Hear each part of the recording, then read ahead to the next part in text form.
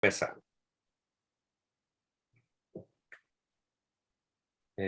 Boa tarde. Nós vamos dar início à nossa sessão da residência médica em obstetrícia da Maternidade Escola da Universidade Federal do Rio de Janeiro. E o tema que nós escolhemos para essa apresentação, né, é a gestação em mulher com obesidade, né?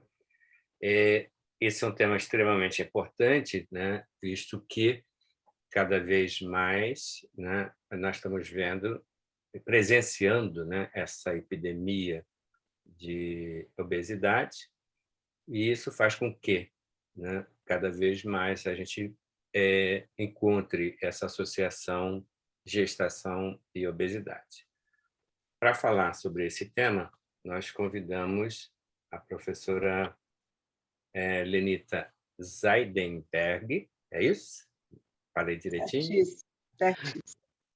Que é professora associada da Faculdade de Medicina da Universidade Federal do Rio de Janeiro, é chefe do Serviço de Nutrologia do Hospital Universitário Clementino Fraga Filho, da Universidade Federal do Rio de Janeiro, e para o prazer da maternidade escola, ela é coordenadora da Unidade de Doenças Endócrino-Metabólicas da maternidade da Escola da Universidade Federal do Rio de Janeiro. Tá? O Serviço de Nutrologia é um grande parceiro da maternidade escola e tenho certeza que a gente vai usufruir bastante dessa apresentação da professora Lenita. Tá? Lenita, pode ficar à vontade para iniciar a sua apresentação. Joia.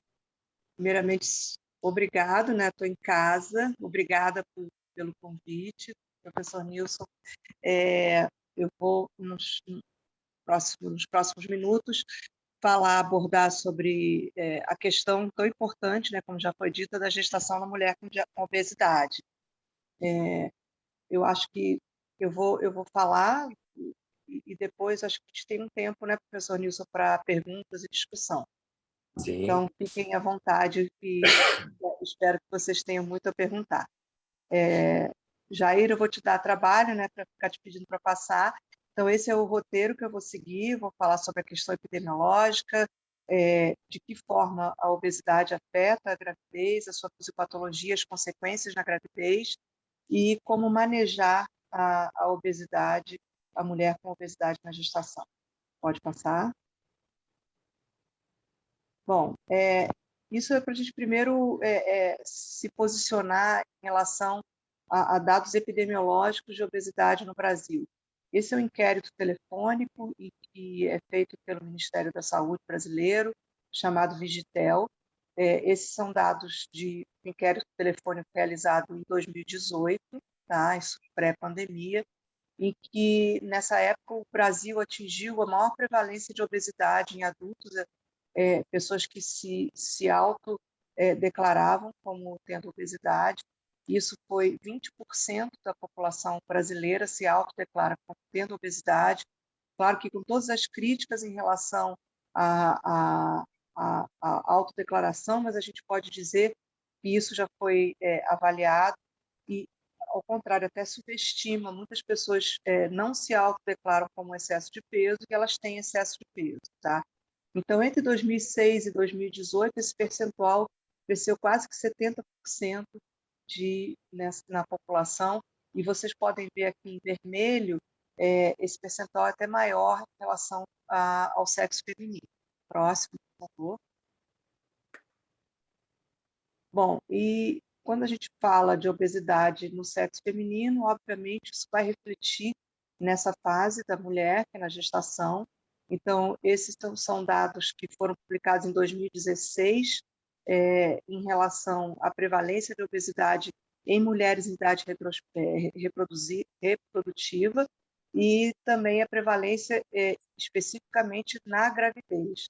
Então, a gente não tem dados publicados do Brasil, mas a gente acredita que não seja tão diferente em relação ao que nós vemos, por exemplo, no Peru e na Colômbia, principalmente, que se espera que em torno de 16 a 20% das gestações sejam complicadas pela presença de obesidade. Pode passar, não é pouca coisa, né?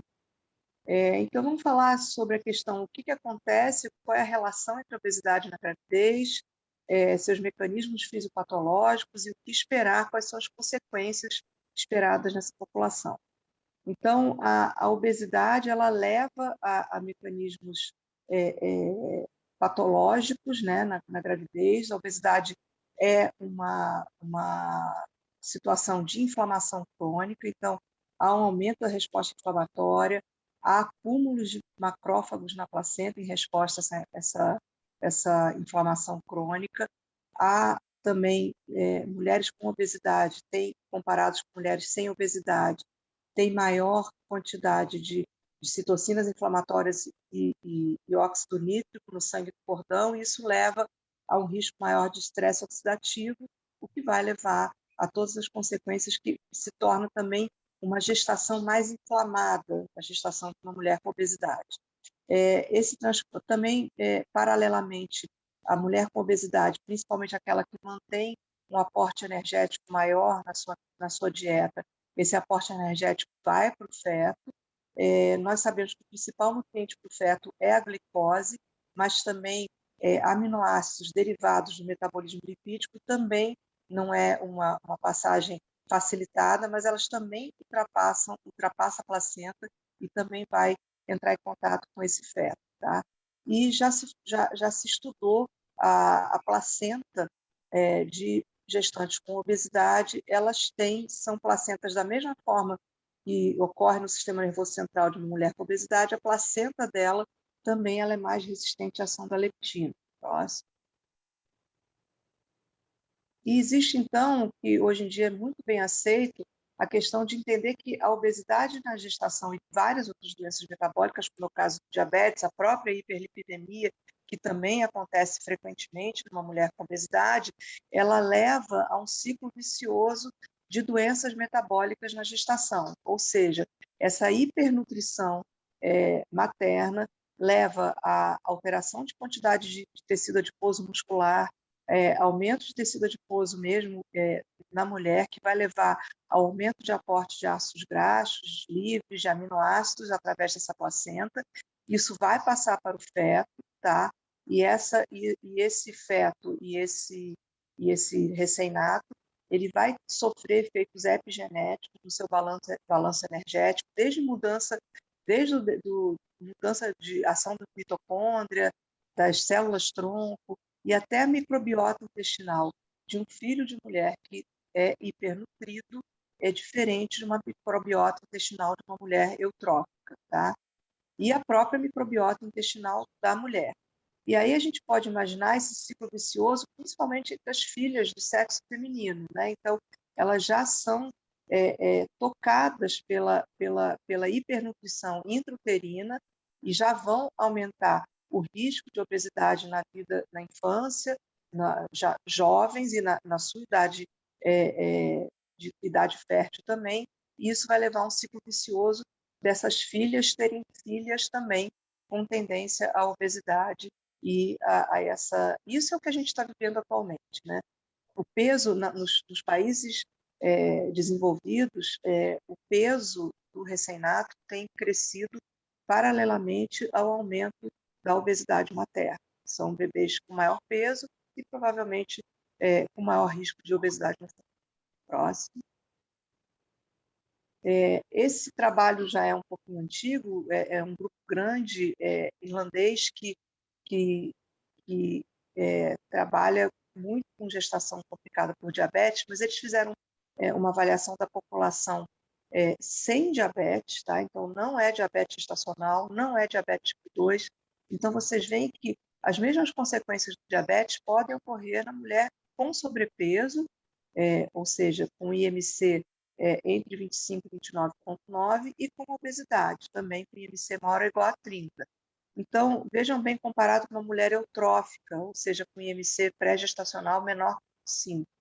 chega a dobrar a taxa de cesariana num país em que não é, tradicional indicação de cesariana não eletiva. Desordens hipertensivas também chega a quadruplicar.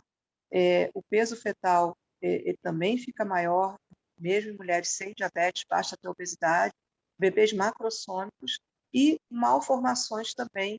Tem, olha só, o odds ratio de 2,47, quase que triplica o risco de malformação em filhos de mulheres com obesidade.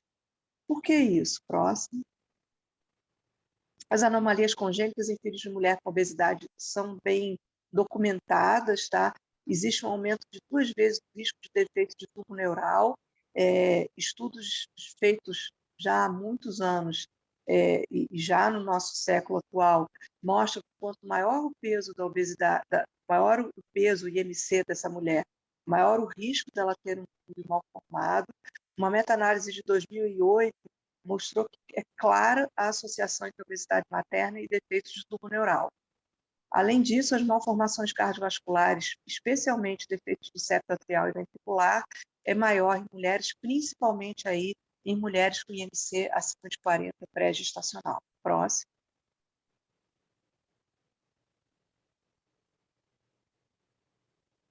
As hipóteses para explicar, né, esse risco de malformação associado à obesidade materna são várias, tá? Uma hipótese pode ser que gestantes com obesidade são gestantes com maior risco de desenvolverem diabetes na gravidez. Isso pode talvez ser secundário a um quadro de hiperglicemia no primeiro trimestre, não detectada. Outra questão, a gente sabe que a obesidade é uma forma de desnutrição, tá? Então, nós sabemos que mulheres com obesidade elas têm diversas restrições alimentares e têm frequentemente hipovitaminose. E uma coisa que se questiona é: será que uma mulher que tem um IMC acima de 30, ela não necessitaria doses mais elevadas de ácido fólico? Isso era uma questão muito mais fora do Brasil. No Brasil, a gente sempre repôs quantidade de ácido fólico, agora está um pouco menor, mas antigamente era quase todas as gestantes usavam 5 miligramas de ácido fólico, que não era a realidade na Europa e nos Estados Unidos. Próximo. Mas isso vem se discutindo, tá? Outra consequência importantíssima e talvez o grande problema a curto prazo, né, de desfecho perinatal são as desordens hipertensivas da gestação, que a prevalência é muito maior na gestante com obesidade. Então, o odds ratio de pré-eclâmpsia chega a quase 4, comparando com mulheres eutróficas. E qual seria a fisiopatologia disso? Mulheres com obesidade e grávidas, elas têm uma migração anormal dos citotrofoblastos, tá? E há um maior remodelamento da artéria espiral. Isso aumenta o risco de isquemia placentária, tá? E essa isquemia placentária vai fazer um quadro inflamatório, e esse quadro inflamatório vai estimular o estresse oxidativo. Esse estresse oxidativo ele aumenta a resistência periférica vascular, diminui a função renal de excreção de sódio, e isso leva a aumento de risco de hipertensão materna. Então, é muito comum quadros de pré-eclâmpsia. A gente tem a questão, a mulher com obesidade frequentemente tem hipertensão crônica, e mesmo aquela que não tem hipertensão crônica, ela tem um risco maior de pré-eclâmpsia por fazer esse quadro inflamatório que eu já falei no início da aula. Próximo. Outra consequência da obesidade na gravidez é que nós somos muito parecidos com nossas mães, né? Então, já vários trabalhos mostram que o peso do concepto, o peso da prole, tende a ter um peso que vem paralelo ao peso materno, mesmo numa prole que é adotada, por exemplo, por uma família magra. Esse filho adotivo, se ele vem de uma mãe biológica com excesso de peso, ele tem chance de evoluir com excesso de peso. Então, em crianças entre 2 e 4 anos de idade com baixo nível socioeconômico, aqueles filhos de mulheres com obesidade, eles têm o dobro de chance de terem obesidade. Isso já bastante precoce.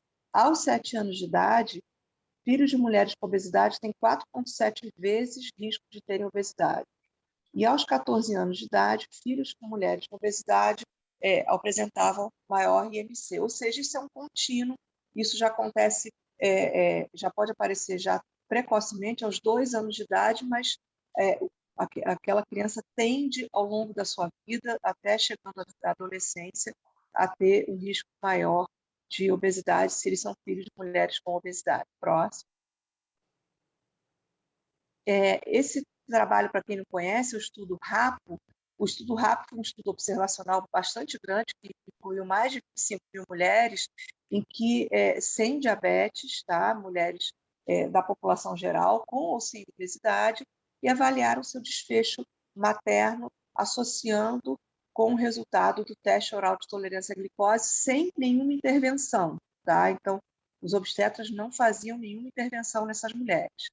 Então, mostrando para vocês, assim, mulheres que não tinham, comparados com mulheres sem, eu não estou mostrando, se você puder, isso aí, obrigada, Jair. Mulheres sem obesidade e sem diabetes eram o modelo de risco 1, tá? Então, quando vocês pegam mulheres com diabetes e sem obesidade, em risco de problemas perinatais, né, de risco perinatal, já, o modelo ajustado ia para 2,19, tá, de odds ratio. A mulher sem desglicemia, só com obesidade, já tinha um risco de 1,73. E aí, quando junta desglicemia com obesidade, esse risco triplica, 3,62. Então, a obesidade ela é mais um fator de risco para piores desfechos fetais, principalmente macrosomia, bebês grandes para idade gestacional e hipoglicemia neonatal. Próximo. Bom, então a pergunta é, numa mulher com diagnóstico de diabetes, a obesidade vai afetar esse desfecho? Próximo. Como já tinha sido mostrado no estudo observacional rápido, sim, esse trabalho de 2008, publicado um pouco antes, que avaliou uma quantidade enorme de gestantes, 41 mil gestações, foi observacional, sem intervenção, mostrou que mulheres que tinham diabetes gestacional e que essas mulheres que ganharam mais de 18 quilos ao longo da gestação, comparadas com mulheres com diabetes gestacional que ganharam menos de 18 quilos ao longo da gestação, tinham um risco dobrado de terem bebês macrossômicos, tá? E o risco foi independente da glicemia. Ou seja, além da glicose, a gente tem que ter um olhar sobre o ganho de peso ao longo da gravidez. Ela pode ter, isso é frequente já, uma mulher que deixa de comer carboidrato, faz uma dieta hiperlipídica, hiperproteica, ela fica com a glicemia bem controlada, mas ela continua ganhando peso de forma excessiva, ela tem um risco muito aumentado de desenvolver bebês macrossômicos e todas as suas consequências, né? Traumatismo e etc. Próximo. Esse trabalho retrospectivo, também com N pequeno, né? 31 mil mulheres com DMG, aquelas que ganharam peso acima do que é recomendado pelo Institute of Medicine, que eu já vou falar sobre isso, aumentaram também o risco de macrossomia, e não só macrossomia, partos prematuros. O parto prematuro pode ocorrer em bebês grandes, para idade gestacional, próximo. Além disso, como eu já falei, a própria inflamação, o quadro inflamatório coriônico, tanto da placenta como sistêmico, pode aumentar o risco de parto prematuro, a entrada precoce em trabalho de parto. Mulheres com obesidade, além da macrosomia, da inflamação, têm maior risco de terem isquemia placentária, por efeitos trombóticos, e a própria distensão do miométrio pelo tamanho do bebê. Próximo. E uma coisa que não quer calar, isso é uma coisa muito recente, né? A questão do risco de... vocês já tiveram aula de COVID de gestação, né? Sabemos que a gestação é um período crítico de aumento de risco de fase de COVID grave, e particularmente gestantes com obesidade elas têm mais risco de mortalidade do que gestantes eutróficas se infectadas pelo Covid. Estudos mostraram, super recentes, né, de 2020, 2021, 40% das gestantes que morreram de Covid, avaliadas na Europa e na China, tinham alguma questão metabólica ou idade materna acima de 40 anos. Tá? Então, ou tinham obesidade, ou tinham diabetes, ou idade materna acima de 40 anos. O risco relativo de morte com a presença de obesidade é 2,27, e o risco relativo de necessidade de ventilação mecânica, olha que absurdo, 6,61. É muito alto. Então, a gestante com obesidade é uma gestante que tem altíssimo risco de necessitar de ventilação mecânica quando comparado com mulheres eutróficas, quando infectada com Covid. Próximo. Então, resumindo, quais são os riscos perinatais associados à obesidade materna? Desordens hipertensivas, diabetes gestacional é mais frequente na mulher com obesidade, macrosomia, bebês grandes para idade gestacional, prematuridade, malformações, Covid grave, e outros que eu não falei por forma, não peguei revisão de literatura, mas a gente sabe que o refluxo gastroesofágico é muito mais frequente em pessoas com obesidade, e gestantes com obesidade se torna muito mais grave. Eventos tromboembólicos são mais frequentes na mulher grávida com obesidade, e eu vou falar mais tarde a questão do parto da mulher com obesidade. Os partos, em geral, comparados com mulheres eutróficas, são partos mais complicados e prolongados. Próximo. Vocês sabem isso melhor do que eu. E como é que a gente vai intervir numa gestante com obesidade? A primeira pergunta que a gente tem que fazer é: qual é o peso seguro numa gestante com obesidade? Quanto ela tem que ganhar ao longo da gestação? Próximo. Essa é a tabela da IOM, do Institute of Medicine, que foi validado na população do Rio de Janeiro pela Patrícia Padilha, que vocês devem conhecer, pela Cláudia Saunders, que trabalha com a gente na maternidade escola, tá? O trabalho feito com nossa população, com muito orgulho. Então, as recomendações de peso, elas dependem do IMC pré-gestacional, então é essencial que a gente faça o cálculo do IMC pré-gestacional, claro que naquela paciente que tem essa informação. Se a gente não tem essa informação, é muito importante que se anote o IMC na primeira consulta de pré-natal. Quanto mais precoce a gente tem esse peso e essa altura, melhor é. Então, o que se defende é que a gestante com obesidade, ou seja, com IMC maior ou igual a 30, ela pode ganhar entre 5 e 9 quilos ao longo da gestação, não devendo ganhar, podendo ganhar de 0,5 quilo até a 14ª semana de gestação, e depois ganhar em torno de 220 gramas por semana no terceiro, no segundo e no terceiro trimestre. Pode passar. Desculpa, antes de passar, Jair, volta só um pouquinho. Só um pouquinho. Nessa tabela também tem um ganho de peso mínimo recomendado, e que na mulher com obesidade seria 170 gramas por semana a partir da 14ª semana. Próximo. E aí a gente se pergunta assim, o que o ganho maior ou menor do que dessa tabela da IOM, isso levaria de consequência de risco para essa mulher e para essa prole, tá? Então, esse trabalho publicado em 2017 no JAMA é uma revisão sistemática, uma meta-análise que incluiu mais de 1 milhão de gestantes, e dessas, 23% ganharam menos peso do que a tabela do IOM, e 47% ganharam mais peso do que a tabela do IOM. Então, vocês veem que é um desafio. Mais da metade dessa população avaliada nessa meta-análise, né, que incluiu diversos estudos observacionais, elas não conseguem ganhar dentro do que é recomendado pela tabela da IOM. Agora, isso eu estou falando independente do IMC, tá? Isso foi uma meta-análise que avaliou independente do IMC. Então, o ganho menor de peso gestacional aumentou o risco de bebês pequenos para idade gestacional e prematuridade, e reduziu o risco de bebês grandes para idade gestacional ou macrossômicos. E, por outro lado, Um ganho maior de peso gestacional reduziu o risco de PIG e prematuridade e aumentou o risco de GI e macrosomia.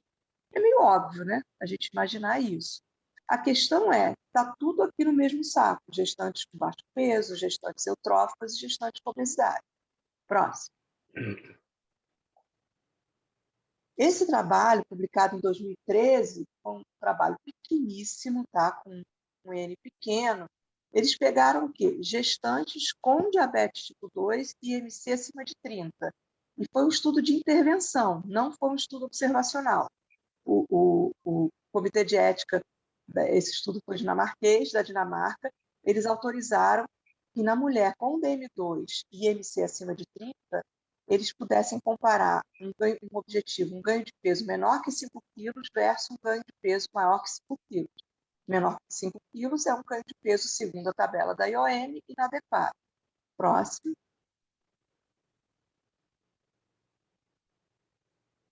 E o que foi encontrado? Não sei se vocês estão conseguindo ver essa linha vermelha, tá? Mulheres que tiveram um ganho de peso menor que 5 quilos tiveram filhos com um menor risco de bebês, filhos menos pesados, tá? Com peso, o Z-score de peso ao nascer menor, e isso não aumentou, do ponto de vista estatístico, o risco de bebês pequenos para a idade gestacional. Tá? Então, foram bebês que nasceram com peso mais adequado, sem ter um risco maior de bebês grandes, pequenos para a idade gestacional. Isso a gente está falando de gestantes com DM2 e obesidade. Então, os autores concluem que nessa população é seguro um ganho de peso menor do que 5 quilos ao longo da gravidez. Próximo.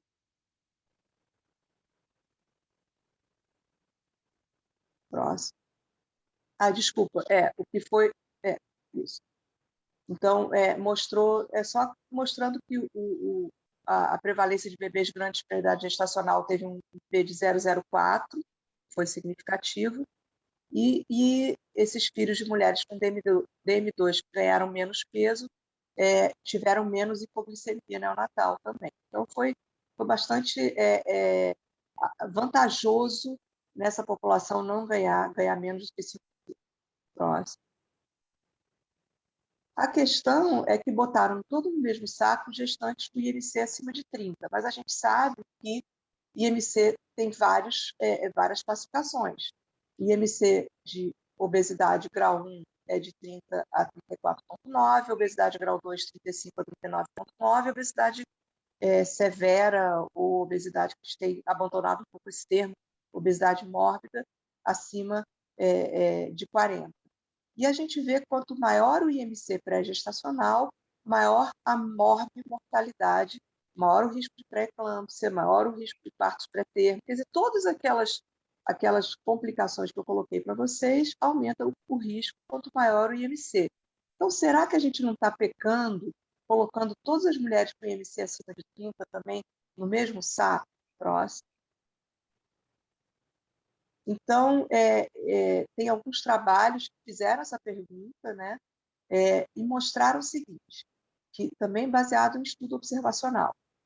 A obesidade grau 1, mulheres com obesidade grau 1, a perda de peso entre 100 gramas e 4,9 quilos se associou, sim, com uma maior incidência de recém-nascidos PIG. Então, mulheres com IMC acima de 30 e menor, mas menor que 35, quando elas perderam peso, mesmo 100 gramas, elas tinham uma maior incidência de recém-nascidos PIG. Já mulheres com obesidade grau 2 e 3, a perda de peso maior do que 5 quilos também se correlacionou com bebê com risco maior de PIG. Esses resultados, então, segundo os autores, sugerem que a mudança de peso aceitável na obesidade classe 2 e 3 deve ser entre 4, não perder mais do que 5 quilos, né? Perder até 4,9 quilos, e um ganho de até 5 quilos, que é o que o IOM defende. Ou seja, perda de mais de 5 quilos, independente do grau da obesidade, ao longo da gestação não foi seguro.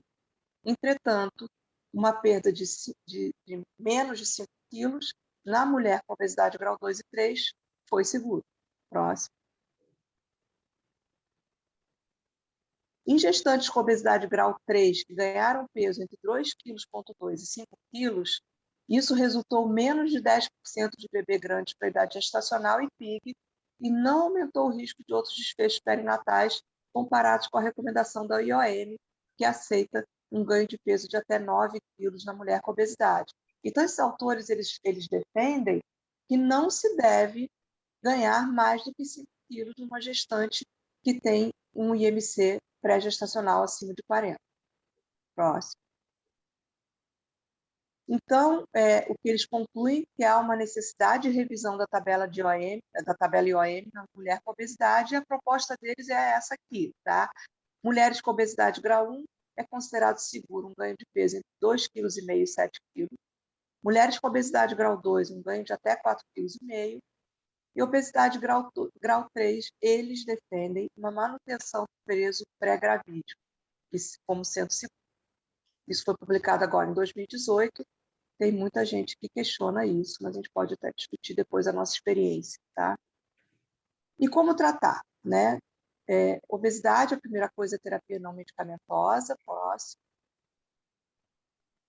A terapia nutricional é importante, né? É essencial para essa gestante. Então, conceitos básicos na hora da gente prescrever uma terapia nutricional. Primeiro é entender assim, que existe um incremento energético na gestação. Tá? Então, numa mulher que ganha até o final 12 quilos, que é considerado uma média adequada numa mulher eutrófica, ela vai ter um custo energético extra ao longo de toda a gravidez de 77 mil calorias. E aí o que se prescreve, o que a gente, na hora de calcular a caloria, a gente calcula o VET e acrescenta no primeiro trimestre 85 calorias a esse VET, no segundo trimestre 285 calorias por dia e no terceiro trimestre 475 calorias por dia, tá? Isso mulher gestante de feto único, tá? Pode passar. Então, para o cálculo da taxa metabólica basal de mulheres que a gente vai ter que fazer para o cálculo do VET, a gente sempre considera o peso pré-gestacional e a gente acaba calculando o VET baseado nesse peso para uma dieta normocalórica. E aí, como eu falei para vocês calculam o VET, mas introduz uma quantidade extra de caloria dependendo do trimestre, tá? Eu não vou ficar aprofundando, isso é muito específico, tá? Mas é importante que o valor energético total ele deve ser individualizado. E quando a gente não tem um profissional de nutrição, um nutrólogo, se vocês estão sozinhos como obstetras na clínica ou nos seus ambulatórios que não têm acesso ao profissional, vocês vão aconselhando a ingestão calórica na dependência do ganho de peso semanal, como eu falei para vocês inicialmente, e sempre tendo em mente que a mulher com obesidade, quanto mais avançado é o IMC, menos peso ela precisa ganhar ao longo da gestação. Próximo. É importante que essa paciente não passe fome, ou seja, ela deve comer a cada 3 a 4 horas, mesmo que quantidade de calorias pequenas, para evitar a cetose. Não é momento de fazer restrição severa de carboidrato, tá? E há necessidade de avaliar o crescimento fetal regularmente, com todos os desafios que ocorrem na mulher com obesidade.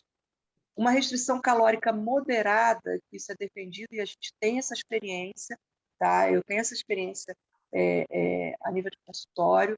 Você calcular 20 a 25 calorias por quilo numa gestante com obesidade severa, garantindo a ingestão adequada de proteína e carboidrato, pode representar uma estratégia bastante adequada. Mesmo gestante com obesidade, a ingestão calórica de carboidrato não costuma cair abaixo de 1.600 calorias por dia, e não restringir, não é hora de fazer dieta very low, não é para restringir carboidrato a menos de 175 gramas por dia. E é importante sempre a ingestão adequada de micro e macronutrientes para prevenir o risco de desnutrição, cetose e bebês filhos. Eu falo isso para vocês, gente, que é importante que a gente vê um pouco um discurso assim de tanta complicação relacionada com a obesidade, e às vezes a mulher tem medo de comer, se a gente faz um discurso muito terrorista para ela das consequências da obesidade.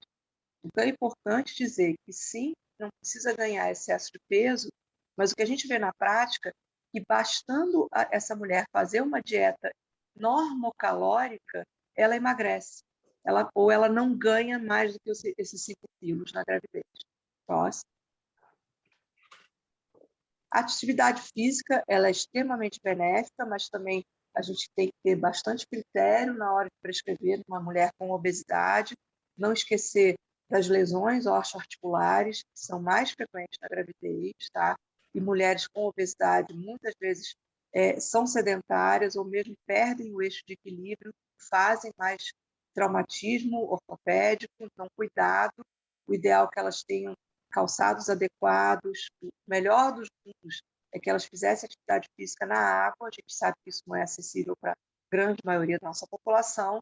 A atividade física aumenta a chance de parto vaginal, reduz o risco de prematuridade, reduz o ganho ponderal, melhora a sensibilidade insulínica e reduz o risco então, de desenvolver diabetes gestacional, estimula o transporte muscular de glicose, reduzindo o risco de diabetes, melhorando o tratamento de diabetes, leva a bem-estar e, por mais que algumas vezes a paciente resista, reduz risco de lombalgia, principalmente na dependência, se bem orientada essa atividade física. Isso aqui eu não sei se já tiveram aula sobre atividade física quando contraindicar, mas essas são complicações da COG, tá? Doenças cardíacas com comprometimento hemodinâmico, mulheres com DPOC descompensado, na incompetência cervical na ciclagem, gestações múltiplas quando tem risco de parto prematuro, sangramento persistente, placenta prévia, amniorrex prematura e a questão da pré-eclâmpsia, depois se vocês quiserem discutir, ela também costuma se contraindicar na hipertensão não controlada. Próximo. Pode passar. Aí. Bom, a intervenção melhora o desfecho na gestante com obesidade. Esse trabalho foi um trabalho de intervenção no N grande, em mulheres com IMC médio de 36, eram grande obesas, era médio, então tinha um percentual grande de mulheres com IMC acima de 40. Eles trabalharam com intensificação da dieta e atividade física versus acompanhamento padrão, tá? A partir da 15ª, 18ª semana de gestação. Vocês podem ver que o ganho de peso total, apesar de ter sido um P significativo, não sei se clinicamente isso é significativo, tá? Mas a mulher que sofreu intervenção ganhou menos de 550 gramas no final da gestação, uma diferença de ganho de peso até a 29ª semana de gestação de menos 0,42, não houve diferença em risco de desenvolvimento de diabetes gestacional, não houve diferença no risco de desenvolvimento de doença hipertensiva, de complicações hipertensivas na gestação, também não houve risco de cesariana de emergência e nem houve diferença no risco do peso do recém-nato. Aí vocês vão falar, gente, não adianta nada intervir numa gestante com obesidade. A grande questão é que não houve boa adesão. Então, nessa população, nesse estudo, não houve boa adesão. Elas não tiveram ganho de peso adequado, mesmo aquelas que tiveram intensificação da dieta e acompanhamento de atividade física. Elas pouco praticaram, pouco reduziram suas calorias. Próximo. Então, a questão da adesão é um desafio. Então, uma meta-análise sobre o efeito da dieta e atividade física incluiu 36 estudos randomizados controlados, com mais de 12 mil gestantes. A diferença de ganho de peso nessa meta-análise foi de menos 700 gramas ao final da gestação. Tá? A redução, então, essa meta-análise de 2017 concluiu o seguinte, que a redução do risco de efeitos adversos maternos e do concepto, com dieta e atividade física não foi significativo e não variou em diversos subgrupos de mulheres. Aí eles viram diferença socioeconômica, etnia, tá? Entretanto, a intervenção significativamente reduziu o risco de cesariana e não teve nenhum efeito sobre os outcomes do desfecho fetal e o desfecho do conceito. Então, é bastante frustrante a intervenção nessa população. Próximo.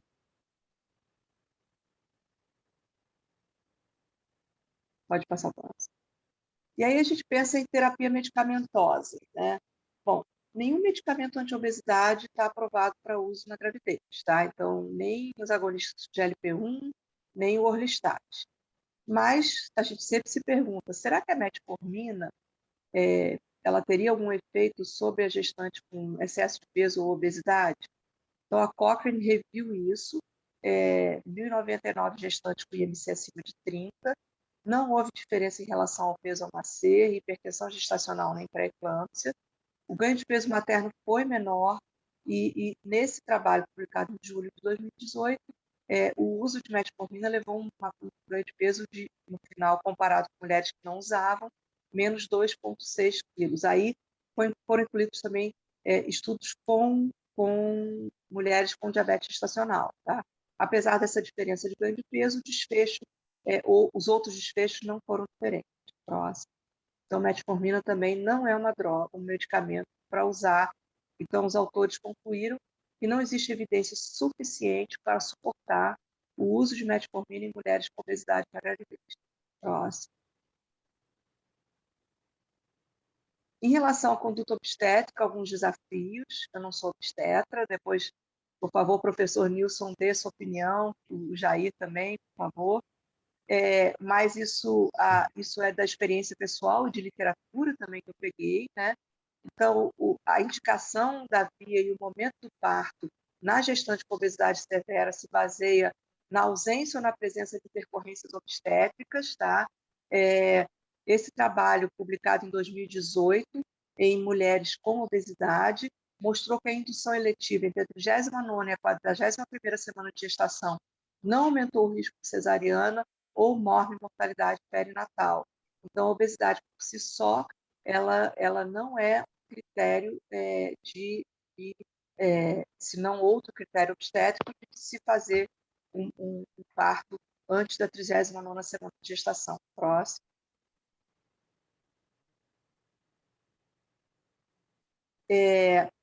Entretanto, esse trabalho de uma população super obesa, que com IMC entre 40 e 49,5, tá? Desculpa, o IMC acima de 40, esse estudo foi feito nos Estados Unidos, onde eles colocaram o seguinte, que o parto cesariano é feito em metade das mulheres com IMC acima de 50 nos Estados Unidos, em 43% das mulheres com IMC 40 e 49,9, e em 30% com as IMC entre 30 e 39,9.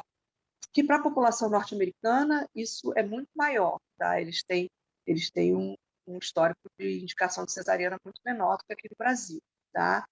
E pode passar. Pode passar. Não, volta um pouquinho, Jair, desculpa. Volta um. Eu achei que eu tinha passado. Então, o que eles mostraram, né? Não, isso. Nas mulheres com IMC acima de 40, né, o que eles esperaram, né?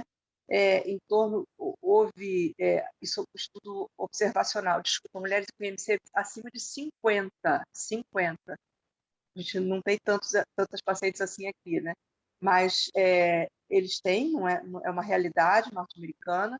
Então, mulheres com IMC acima de 50, a proporção de cesariana chega a 50% delas, tá?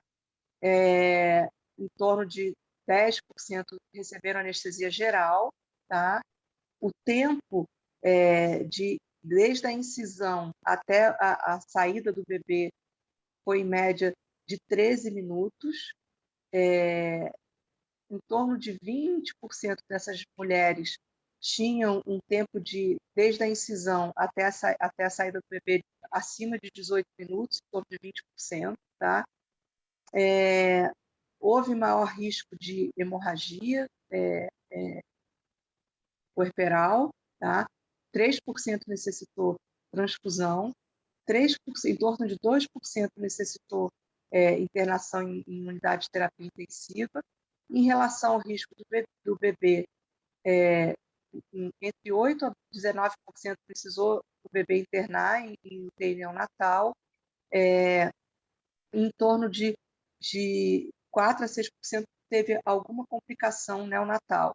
E uma coisa importante, olha só, de 14% a 50% teve alguma complicação na cicatriz, né? Eu acho que isso vocês veem bastante isso na realidade de vocês. Próximo.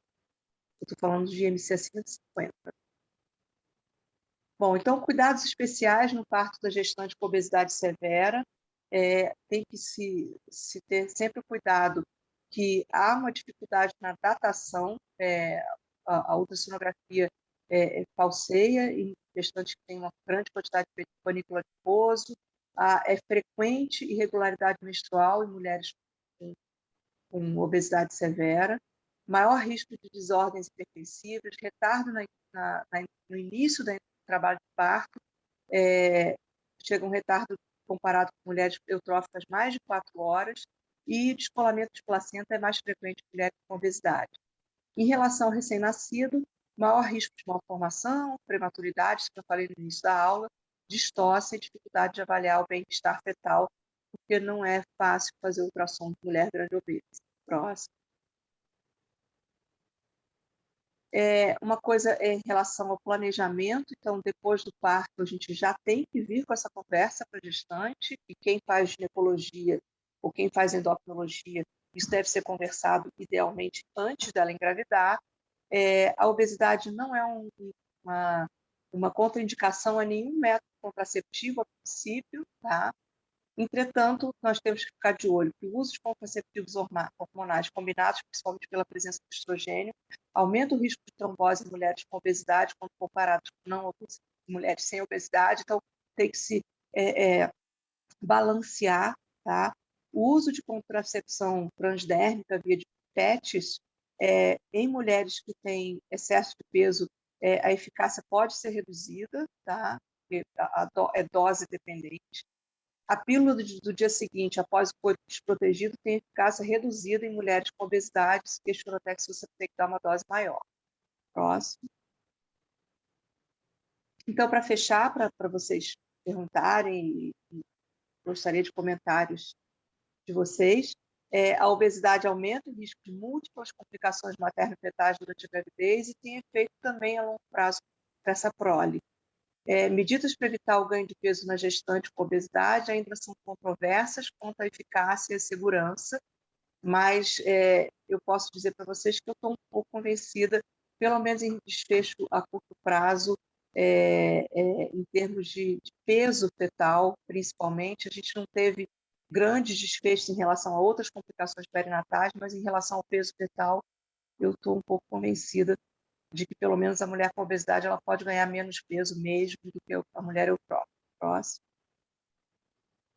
Próximo.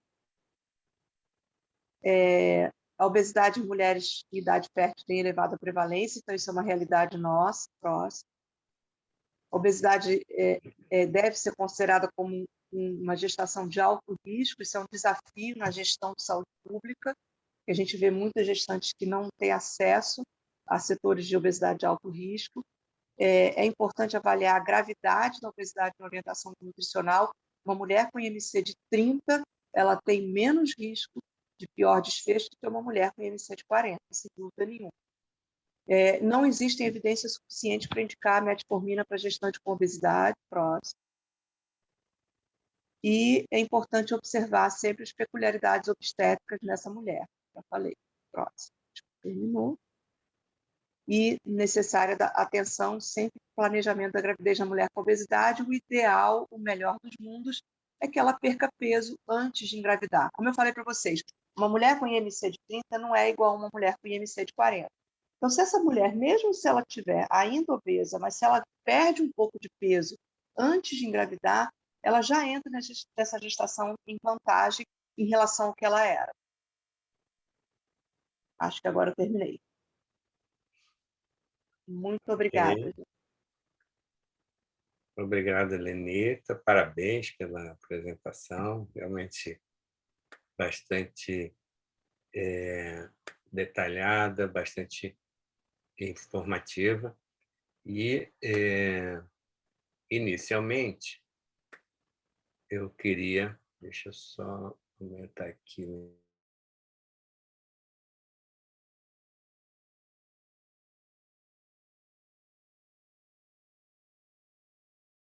Abra o áudio, por favor, professor.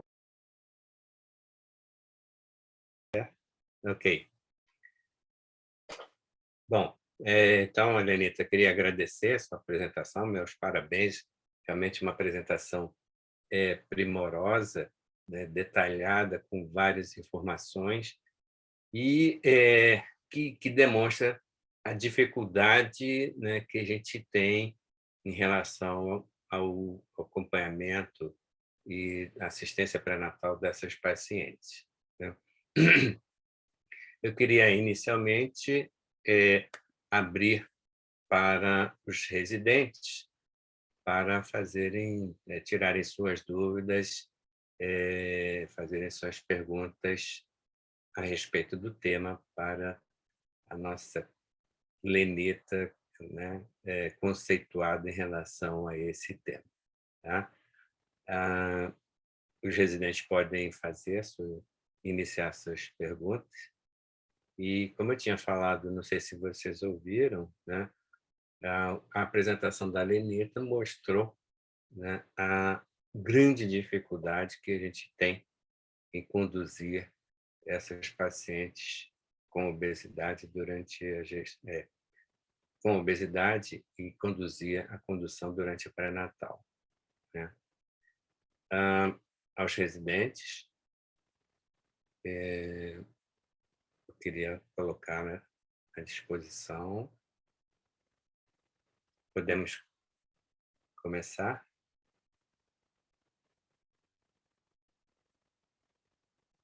Bom, Acho que a Fernanda vai ter que fazer uma listinha para as próximas aulas, são os residentes que vão fazer perguntas, não é isso? Bom, então vamos abrir, então, começar com a Fernanda, então, se ela tem algum comentário, alguma dúvida. Obrigada, Nilson. Lenita, obrigada pela apresentação excelente, foi maravilhoso assistir. Eu tenho alguns comentários, aí eu acho que a Lenita pode complementar, porque e um deles até uma dúvida para a gente discutir em função de como vocês também têm isso lá no fundão. Eu imagino que deva ter um segmento aí não gestante, mas primeiro, começando pelo final da sua aula, quando você falou do desafio, né? Isso é uma coisa que a gente percebe lá na maternidade, porque hoje, se a gente tem lá o nosso ambulatório que acompanha em conjunto a parte do pré-natal e endócrino para as pacientes portadoras de obesidade, a gente só consegue fazer isso na obesidade. A gente selecionou um grupo, e foi uma arbitrariedade nossa, mas na obesidade grau 2, porque se a gente quisesse expandir isso para todas as faixas de peso não eutrófico, né, a gente não teria espaço, agenda, né? As obesidades, sobrepeso, obesidade grau 1 estão em todas as agendas, em todos os dias, em todos os ambulatórios, né? Então, imagina isso de um ponto de vista mais amplo, para a rede básica em geral, como deve ser difícil organizar essa assistência, dado o volume de pacientes que se enquadram hoje nos critérios definidores dessa patologia. A gente até lá, eu acho que consegue abraçar um pouquinho mais, que quando elas têm outras questões, hipertensão, diabetes, elas estão também conosco em outras linhas de cuidado específicas. Mas quando a gente olha especificamente para a obesidade, várias estão em outros momentos, em outros horários, a gente talvez não tivesse num serviço como o da maternidade, que é relativamente pequeno, é bem específico, é bem especializado, a gente já não consegue dar conta de uma linha de cuidado de obesidade que pegue todos os grupos, né? E isso descontando o grupo grau 3, que aí foge um pouco do nosso perfil de risco, né, por ser um risco muito mais alto materno. Mas mesmo o sobrepeso, obesidade grau 1 e 2, a gente não conseguiria, ou pelo menos até agora ainda não conseguiu, organizar para que todas elas tenham esse enfoque especializado. Então, assim, é só uma reflexão sobre o tamanho do desafio para a saúde pública em geral, né? É enorme, é enorme. A gente está numa franca epidemia, né? Se vem aquele Vigitel é peso alto referido, né? Da social, provavelmente aquilo ali está subdiagnosticado. Obesidade, a gente olha ao redor, né? Andando na rua, e olhando principalmente a população do sexo feminino, é impressionante, uma prevalência muito alta, realmente. E isso, assim, a gente não tem pernas. A nível de saúde pública, eu estou falando isso dentro e fora da gestação. Alguns anos atrás, em outros governos, pré-pandemia, inclusive, havia um planejamento nos postos de saúde de se fazer um programa multidisciplinar que, assim, o tratamento da obesidade é desafiador e o que funciona melhor são programas multidisciplinares, né? E crônico, né? A obesidade é uma doença tão crônica quanto a hipertensão, quanto o diabetes, e isso está sendo visto de forma mais cuidadosa atualmente. Então, são pessoas que elas têm que ficar em acompanhamento o resto da vida. E talvez, assim, a meta do tratamento não é chegar, na maior parte dos pacientes, a gente não vai alcançar um IMC menor que 30. Então, isso é um outro olhar que a gente tem que ter também, que o quanto puder perder de peso é vantajoso para todos os desfechos, falando fora e dentro da gestação. Então, como eu falei, aquela mulher que engravida com 110 quilos, ela teria uma chance de ter menor problema de desfecho perinatal ruim se ela tivesse engravidado com 105. Ela continua obesa, continua com obesidade, mas reduz isso é um contínuo, reduz o risco. Tá? Um outro ponto que a gente observou lá também recentemente, acho que a gente conversou sobre isso, e é uma dificuldade ainda que a gente enfrenta, tanto que a gente mudou um pouquinho a forma de alocar os pacientes nesse ambulatório. Né? Primeiro, um dos seus comentários de que o encaminhamento, o direcionamento por isso estão sendo mais cuidadosos mais recentemente, é algo que a gente observa. Poucas são as pacientes reguladas para a maternidade de escola especificamente pela obesidade, em especial se ela não for uma obesidade extrema. Raramente a gente recebe alguém que é encaminhado por obesidade grau 1. Raramente. O que é uma falha, né?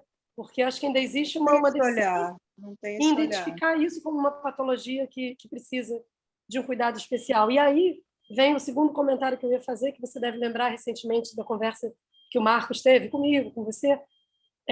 A gente foi mais de um caso, não foi um número grande, mas assim, eu me lembro bem nitidamente de 2. Um deles foi muito marcante. Quando a paciente vai para a maternidade de escola, em princípio, ela está buscando ali o pré-natal dela. Às vezes ela tem consciência dessa patologia associada e às vezes não, até por uma falha da rede básica. E aí a gente enfrentou, de um determinado caso, muito claramente, de um outro também, de uma certa forma, uma resistência a estar no nosso ambulatório de obesidade e gestação. Como se, de alguma maneira, aquelas associações com maior risco de diabetes ou de alterações sobre o peso fetal, maior risco de pré-eclâmpsia, tivessem, de alguma forma, sinalizando coisas que não foi aquilo que ela buscou ali. E foi exatamente isso que ela falou, né? Ela disse que ela queria continuar o pré-natal, mas que ela não foi ali para isso. Que, assim, ela não via nenhum problema em relação ao peso dela e que isso estava deixando ela estressada. Então, assim, isso é uma discussão muito delicada que a gente está vendo cada vez mais, né? Essa questão da identidade do corpo e a questão da luta contra a gordofobia, né? A gente tem se deparado com isso e, sem dúvida nenhuma, é uma questão super importante, né?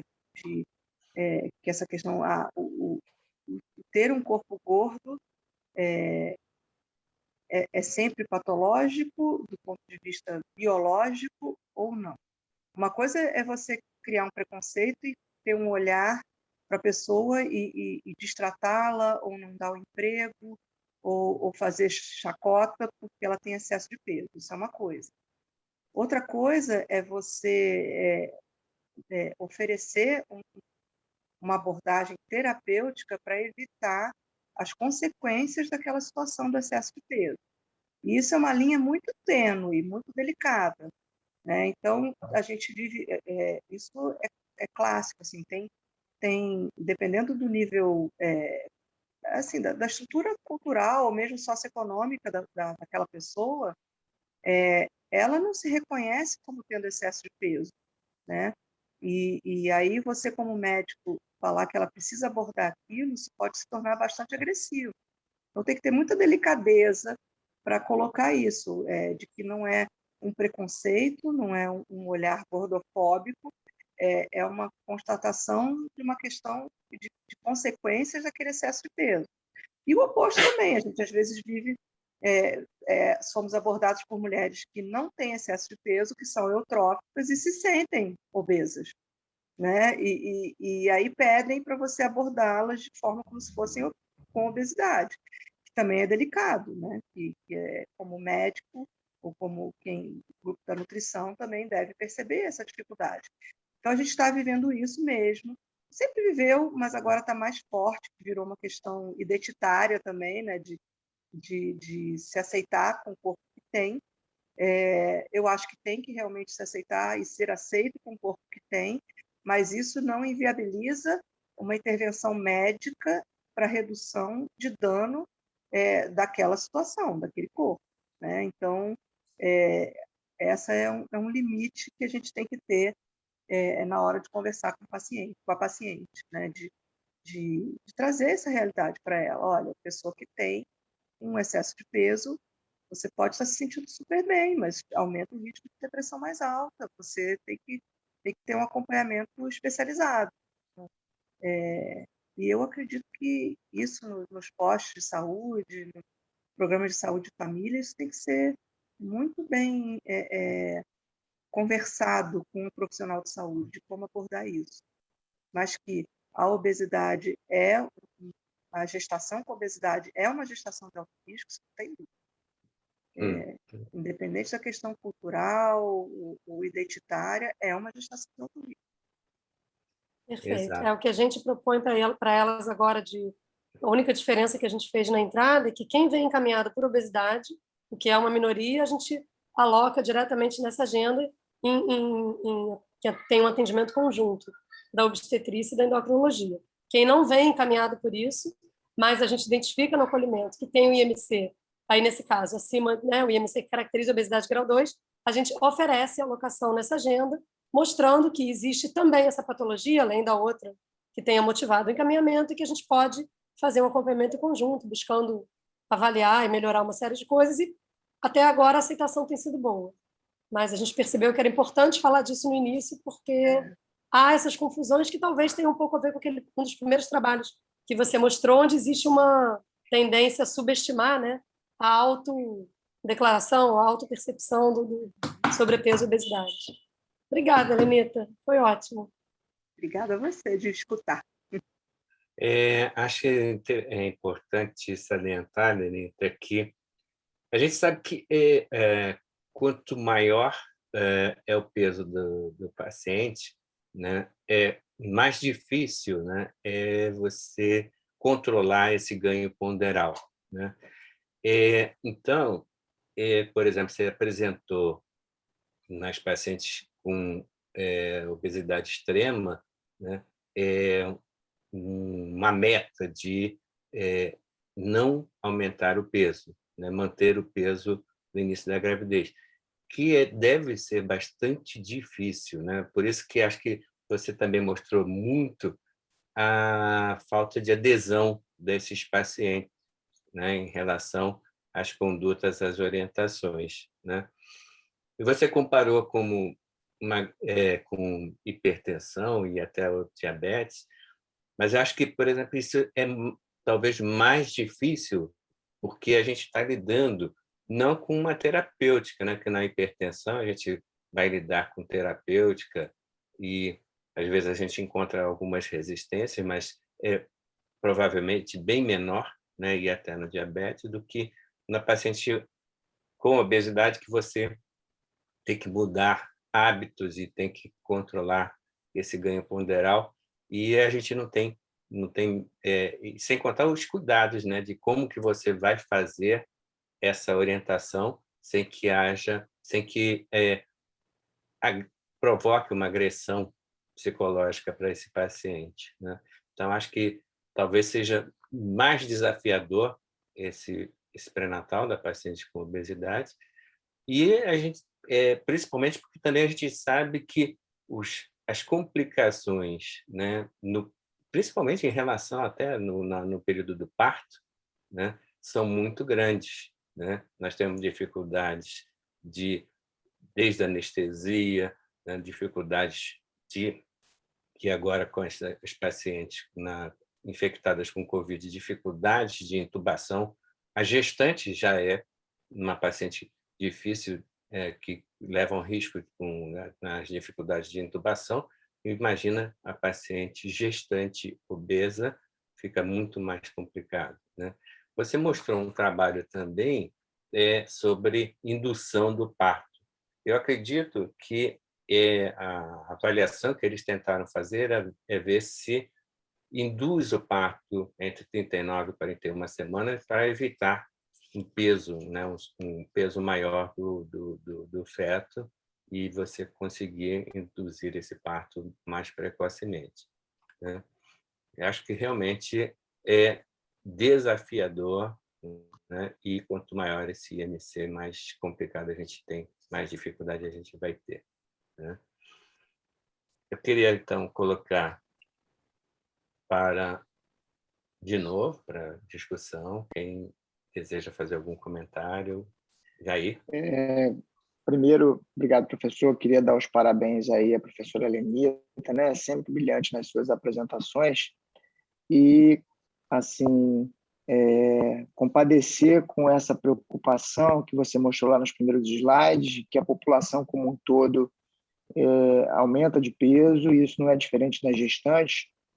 E a chave, eu acho que você bem disse na sua apresentação, é a educação, porque eu sou muito cético, eu acho que pode ser que a gente melhore, mas a gente vai piorar muito ainda antes de melhorar a obesidade como um todo na população e nas gestantes.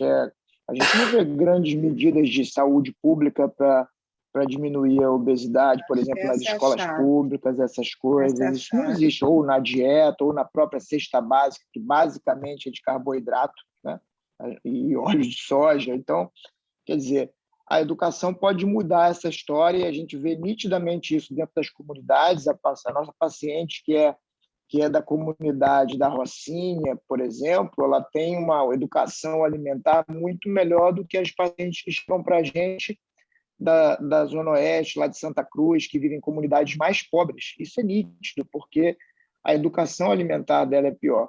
Uma outra coisa que a gente vê também, principalmente nos obstetras, quem faz agenda lá fora vive isso, os obstetras, principalmente os mais antigos, não os mais jovens, eles não se compadecem com o diabetes, que dirá com a obesidade da gestante, entendeu? Quando a paciente está diabética, muitas vezes sequer o TOTG é pedido de forma adequada, está pedindo curva glicêmica lá com 100 gramas de destrozol até hoje, aquelas coisas que, às vezes, o próprio endocrinologista, você deve ver isso também, não está adequado, não está ambientado a tratar de gestantes, e isso é uma coisa, então, preocupa. E quando ela vem sem diabetes, você diz, mas o meu neném está crescendo demais, o seu neném está crescendo demais. Não, mas eu não tenho diabetes, isso para ela é ruim dizer que tem diabetes. Você já falou isso para a gente, se você botar ela na insulina, então, ela fica doida, ela some do teu ambulatório, ela não quer saber disso,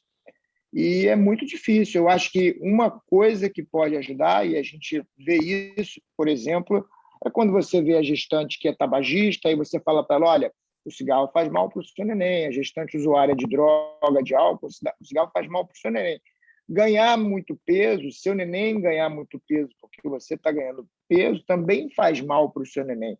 Isso, eu acho que solidariza a gestante, né? Compadece ela muito mais a esse tratamento do que ela mesma abdicar da dieta por conta própria, porque ela é obesa, na maioria das vezes, sempre foi obesa, está habituada com o corpo. Comer é um grande prazer, é uma grande fuga, e muitas vezes essa comida, essa alimentação é feita de forma compulsiva, e isso certamente aumenta na gestação. Quer dizer, eu acho que levar para o lado da proteção da prole pode ajudar. O que você acha disso aí?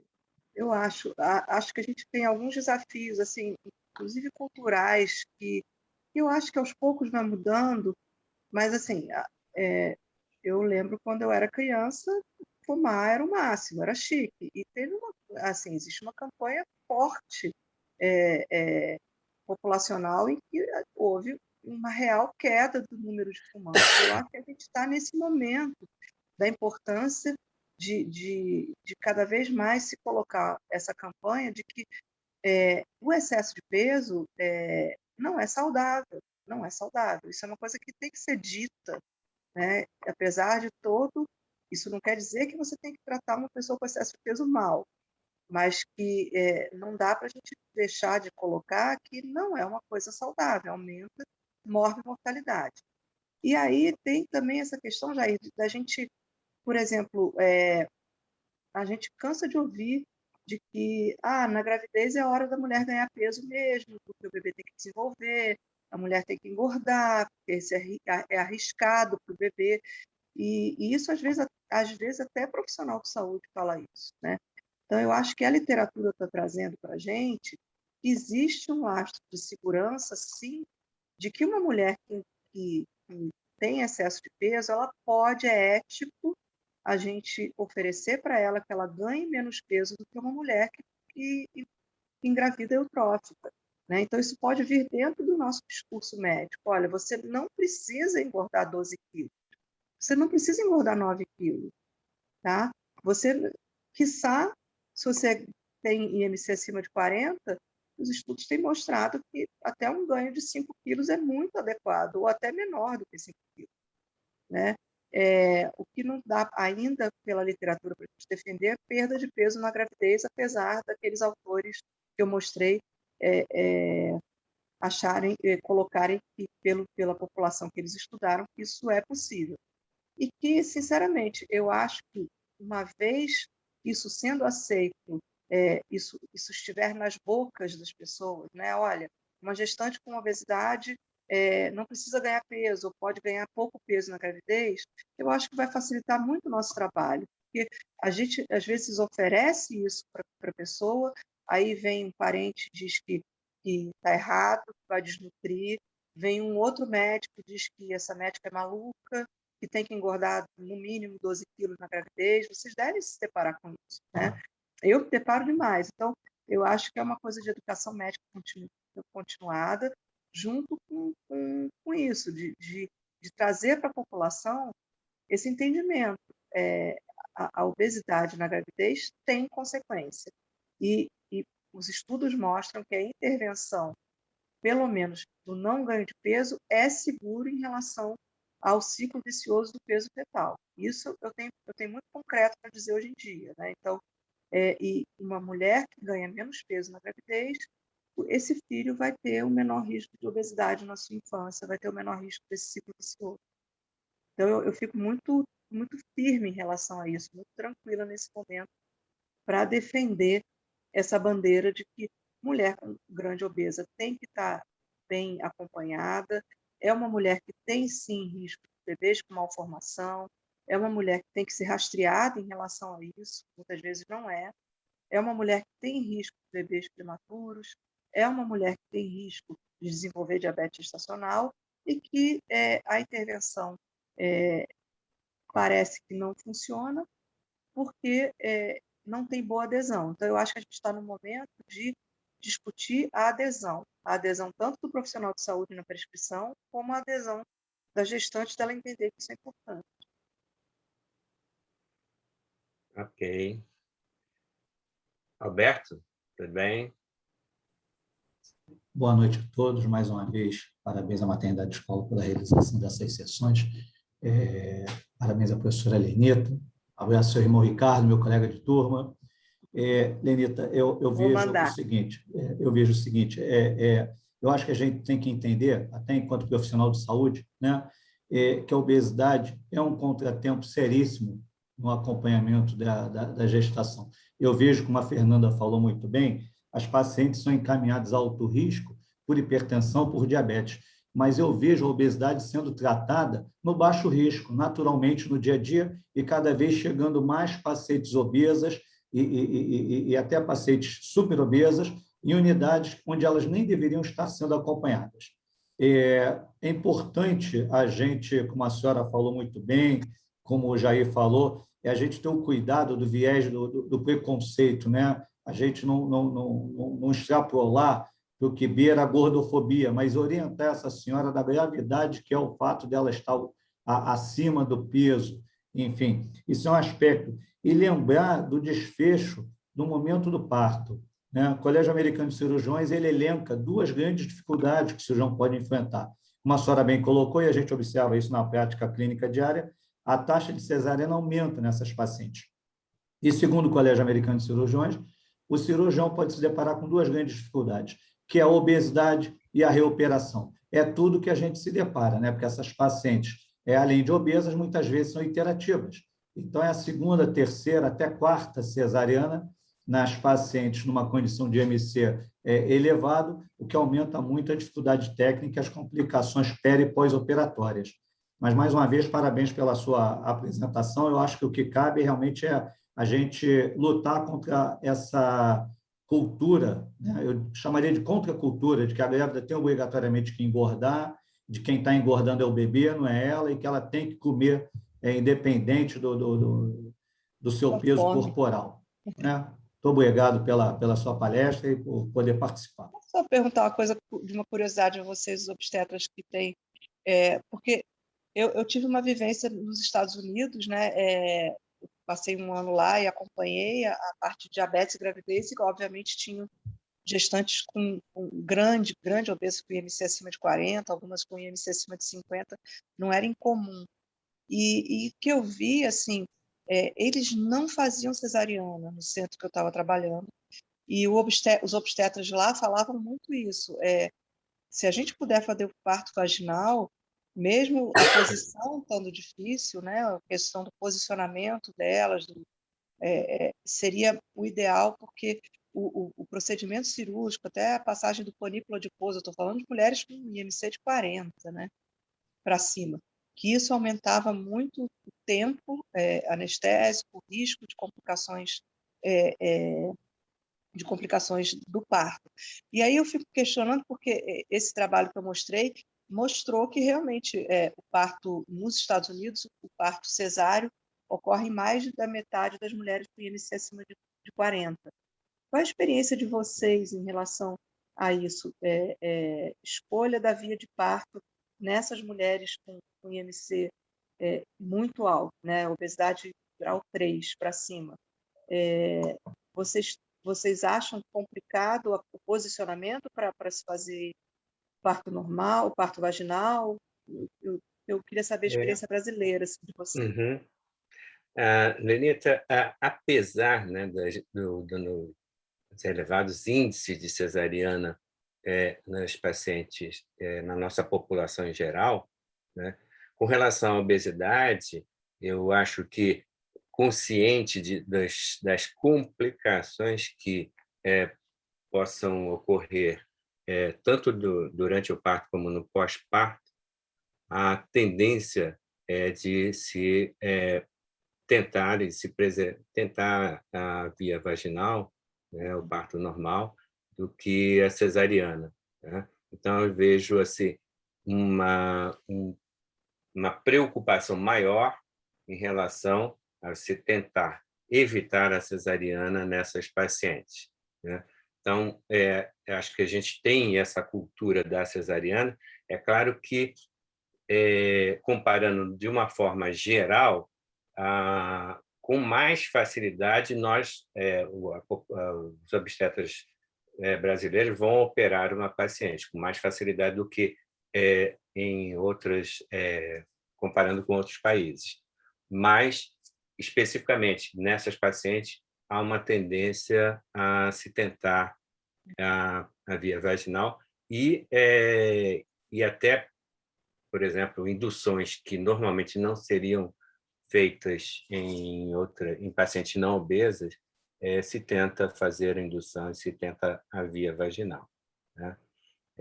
Sabedores das complicações. Então, acho que, nesse aspecto, eu não vejo uma indicação alargada de cesariana, a não ser que a gente compare com países que têm menores índices de cesariana.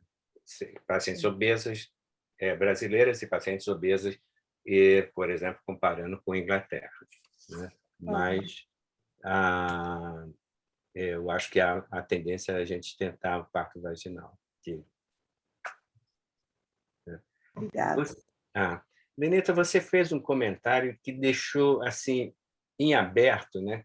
Quando se apresentou uma proposta, né, de ganho ponderal nas pacientes extremamente obesas, né, de ter um peso idêntico ao do início da gravidez, né? Você tem algum questionamento em relação a isso? Você acha que tem que ter pelo menos algum ganho ponderal para essas pacientes? Olha, o que tem as publicações, os estudos observacionais, eles pecam um pouco porque eles incluem exatamente isso, incluem uma população muito heterogênea em relação ao IMC.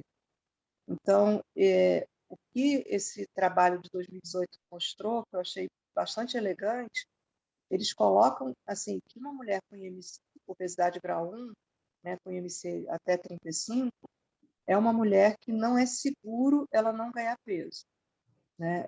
Isso se associou com restrição do crescimento intrauterino e menos para a idade gestacional. Mas aí eles mostram que a mulher com obesidade grau 3, né, com IMC acima de 40, elas não aumentaram o risco de bebês com restrição do crescimento. Então, eu acho, assim, falar de experiência pessoal, eu não tenho um acompanhamento de um N tão grande assim, né, comparado com o que esses trabalhos botaram, mas o que eu tenho, isso é posso dizer, um feeling, né, um nível de evidência baixíssimo, tá? Abaixo de Z. E eu já acompanhei pacientes com obesidade, IMC de 35 para cima, classe 2, grau 2, que não ganharam peso na gravidez, ou seja, perderam seu próprio peso, até que depois do parto elas estavam mais magras do que ao entrar no parto, elas mantiveram o peso estável, né? Ou no máximo ganharam 1 quilo ao longo da gravidez, isso a gente vê de vez em quando na maternidade de escola também, e os bebês nasceram eutróficos. Então, eu acho adequados para a idade gestacional. Né? Eu acho que mulher, minha sensação, olhando esses trabalhos e vendo esse tempo que eu estou na maternidade escola, eu acho que a gente pode, hoje em dia, dizer que a grande indicação que o não ganho de peso na mulher grande obesa é seguro. Tá? Ok. Eu tenho um Obrigado, pouquinho essa Lenita. bandeira. Uhum. Ótimo, então. Mais alguém quer fazer algum comentário? Bom, então, Lenita, eu queria agradecer a sua apresentação, sua disposição de estar junto aqui com a gente para discutir esse tema, né?